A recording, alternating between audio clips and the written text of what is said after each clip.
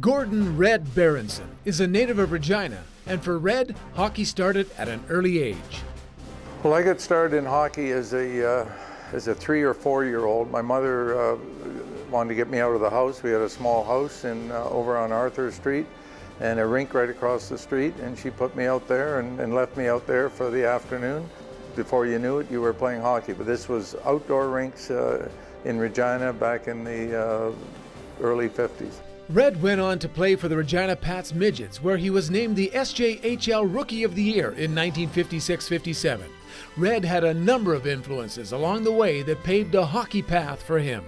Well, when I was a kid, obviously, Jack Staples, he ran the Parks League, and he was the guy that I think really pushed the vision of outdoor rinks around town and kept the leagues organized and so on.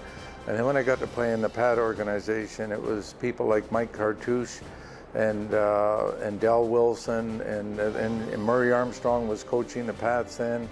And then when I got to be old enough to play for the Pats, Frank Mario was a big influence. And I belonged to Montreal. Kenny Reardon was an influence on me and encouraged me to keep playing. They did not like the idea that I was going to Michigan to play college hockey, but they embraced me when I was finished and gave me a chance to play at the next level. In 1962, Red won the MVP award at the University of Michigan, which was just one of the highlights of his career. Well, I think the highlight was just making the NHL and coming from Regina to play in the Pats and then to play at Michigan and eventually to play in Montreal with a lot of my idols, with Hickey and Geoffrion and Beliveau and all the great players in Montreal. That was a big thrill for me. Red went on to play for Montreal, New York, St. Louis, and Detroit, and was part of the legendary 1972 Canada Cup Series against the Soviet Union. Red holds the record of 6 goals scored in a road game and is tied with the likes of Wayne Gretzky for scoring 4 goals in one period. Following his retirement in 1978, Red remained with the St. Louis Blues as a coach and was named NHL Coach of the Year for the 1980-81 season. Well, I'm still active in hockey. I coach at the University of Michigan, so I'm recruiting all these young players, and we're developing players in a lot of cases that move on and play in the NHL. When asked if he'd change anything in today's game?